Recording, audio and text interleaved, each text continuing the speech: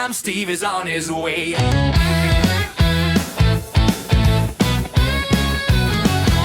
Ciao everybody, welcome back. You're watching Vietnam Steve, and I got a good one for you today. Really wanted to spend a bit of time talking about some of the things you can do in retirement to make a bit of extra cash or ease up the expense regime you're on. And this is particularly for those people that have chosen to slow travel, or in particular spend some time in foreign locales. It's not really designed for the fast traveller or the digital nomad. So first things first, in my view, it's the cost of domicile. So wherever you're domiciling, what's the cost of domiciling there? And that means how do you keep that financial freedom number as low as possible? So it usually involves looking at your expenses and finding expenses that are going out for no good return at all. And the one that I really like to focus on is bank fees. So clearly every couple of weeks I've got to draw out a couple of $100, and I don't need the bank charging me $5 for the pleasure. So I have arranged my banking so that the bank that I use to withdraw money from the money machine here in Vietnam doesn't charge me any fees. And then secondly, my bank doesn't charge me any foreign currency transaction fees. So if I withdraw $200, I get the ruling rate, which is a reasonable rate. I get the full amount in my hand. I don't have any extra fees coming out. I did test this recently, where the machine asked me if I wanted to translate my withdrawal to my own currency, which was going to be $360, or leave it and let my bank do it down the track. And I left it for my bank. I don't translate stuff at random teller machines. And it was $320, so I was $40 ahead straight there. So no banking fees is keeping the costs down. If you can save a few bucks every week, that's quite a few bucks every year. And all of these smart ideas mean that your financial freedom number is a lot lower, and perhaps you'll only need to draw out money once a month rather than once a fortnight to buy your beer and burgers.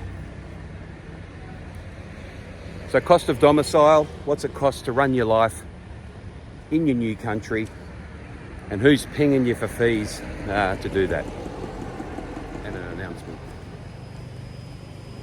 The second thing that I really look at to keep my costs down is communication. I don't like to be spending $1 more than I have to on communicating, and so I get the best local SIM card that I can, whack that in my device, and for me I get enough gigabytes a day. I think it's 4 or 5 gigabytes a day for about $8 a month of data. Once you've got data, particularly in Indochina, you're good to go. And so that's what I live on. I live on my 4 and 5 gig a month when I'm out and about talking to you. It's wouldn't be $8 a month. And I do have Wi-Fi at home that is about $20 a month, and that's a very fast internet. So keep the cost of communication down. Do not use your home SIM card when you're overseas. That is actual advice from Vietnam Steve. Unless you have, of course, money to burn. If you've got money to burn, nothing to do. The other thing that I found is useful is subscription to a VOIP type arrangement where you can pay $20-25 a month, unlimited calls to any phone number in the world. So if you are doing some remote connecting to friends and colleagues and you're talking on the phone a lot, as opposed to WhatsApp, WeChat, Instagram, Snapchat, Facebook, Messenger, iMessage, etc., and you actually need a telephone, you could buy a VoIP service for $20 or $30 a month and have unlimited calls. So keep that call costs down. So get rid of your banking fees and get your SIM card as low as possible, really lowering those outgoings. Now, I do see a lot of YouTubers talk about VPNs. Obviously, I do have a VPN.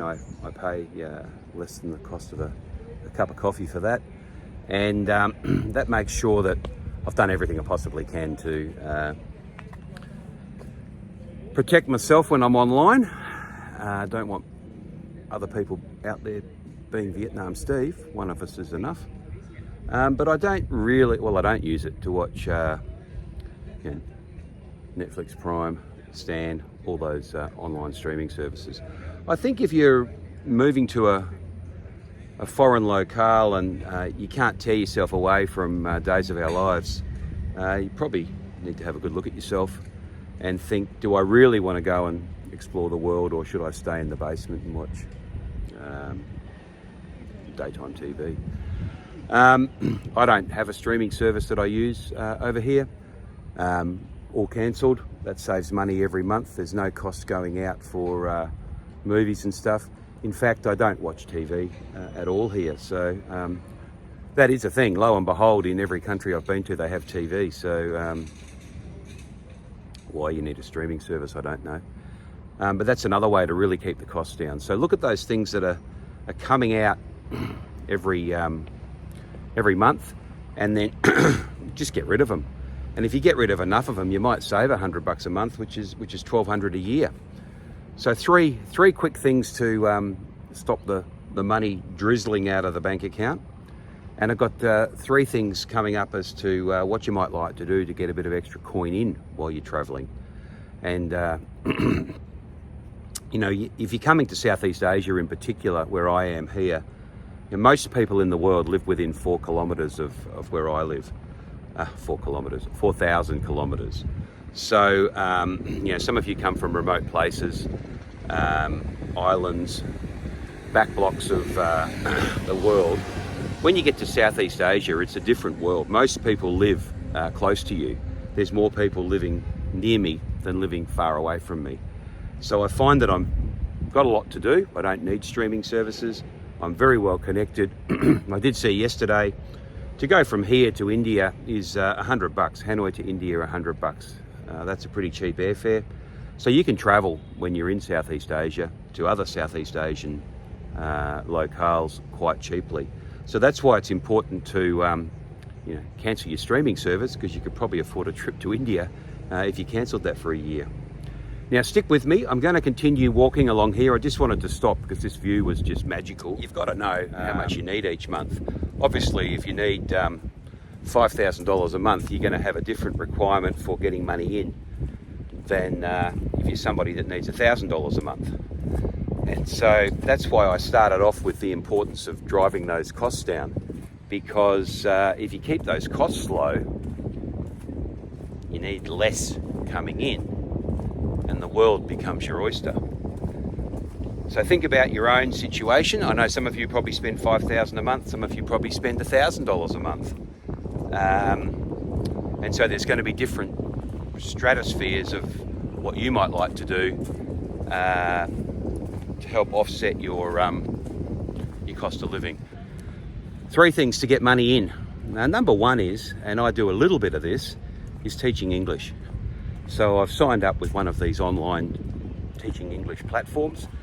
Message me down below if you'd like to know what I do, where I do, and how I do it. Doesn't really pay any money. but it is a fun thing to do. I can teach English to people that are trying to get ahead, and people that are trying to get ahead turn me on. It pays $11 an hour, so there you go. That's not going to be good for some of you, but then if you did 5 hours a day, when you're sitting in your apartment watching streaming service, you could be getting in $55 a day. You do that for the month, and you've got yourself $1,500 for the month. Nothing else to do in life. If you have $1,500 a month in a horrible place like this, you can live. So think about online services that pay money for your skills. I have to say that most of the people I talk to don't really need an English lesson. What they want to do is have a conversation with somebody that speaks English and practice their English skills. All they need is some minor corrections when they make grammatical mistakes. So $11 an hour, not highly rated on the let's go to work and make money thing. But you know, if you're sitting around with 3 hours every day or 5 hours every day wondering what to do because it's raining, go online, teach English, make $55 in for the day, and 30 days later you've made $1,500. So that's probably the first one, and I put that first for me because it's a fun thing to do. That is a fun thing to do. The next couple are a bit more specific to what I do, but you could tailor them to your own needs. The second thing you might want to do to make money is look at some sort of remote work back to where you've come from. If you're doing work in an office that you were forced to do from home during the plague, you've really got to consider whether that's going to be best for you going forward. All I'm saying is work from home is one thing, but if you're working from home, you could actually have a home anywhere. So if you're still working or you've come out of a corporate life, there's probably some things that you can do remotely to earn money. Now, I'm on some boards and committees back in my home country, and that allows me the flexibility to meet face to face with those people a couple of times a year, but also handle most of the requirements remotely. So I do get online every day and do a little bit, and that pays a considerable amount, more than teaching English, 30 times more per hour. So look at what you're doing in your home locale. Think about how that might operate remotely, and of course, you know, your cost of domicile in the USA, the UK, Canada, Australia is a lot harder. Life is a lot harder, a lot higher than the cost of domicile here. So, you know, if it's costing you $18,000 a year to maintain a house and a car where you live, you can probably come here and do that for $6. So you don't need to be working 40 hours a week in an office. You could be working 15 hours a week remotely and be making money while you're in a remote location. So that's the second one. The first thing I do is teach English. That's a fun thing to do. It helps me grow people. And I've met some interesting people, I have to say. The second thing I do is I'm on some boards and committees, which was my previous life. I've continued those on, so I get some part-time arrangements from those organisations. That's the second thing I do to bring some coin into the bank. It's not every day, but it's something to do in the downtime when I'm not watching my streaming services, which I don't have. So there's two things. Stick with me. I've got a final one, and then I'll let you go. The final thing that's useful for making money for me is training events. So I'm an expert in my former field, and I still get requests from people to provide them with some guidance and mentoring and coaching. And so I've set myself up to do a few presentations, probably not many, let's say 4 a year, 1 a quarter. And I do them either remotely or they fly me to the locale to do it. So if you've been doing whatever in your previous life, underwater basket weaving, there may be a case where you can engage with other people that were doing that and provide some skills transfer to them. It's more spasmodic, it's not as reliable, but it does provide a great outlet for coin coming in. Now, for a guy like me that's retired, coin coming in is much better than coin going out. So I'd encourage you, when you come to Southeast Asia, obviously if you're coming with $5 million in the bank, you can just sit on your date and watch Days of Our Lives. But obviously there's more to life than that. I guess that's what I want to leave you with today. I really just wanted to encourage you to think about, how do I make sure I'm not drifting wealth away, and how do I keep topping up my wealth with my current skills? I hope that's helped you. I really look forward to your comments on this one, because I'm sure some of you have got great ideas of things I could consider. And like and subscribe to the video. Remember, the subscriptions are very important because I'm behind the 8 ball on subscription. Please give me some ideas in the comments of what you'd like to see in the next one.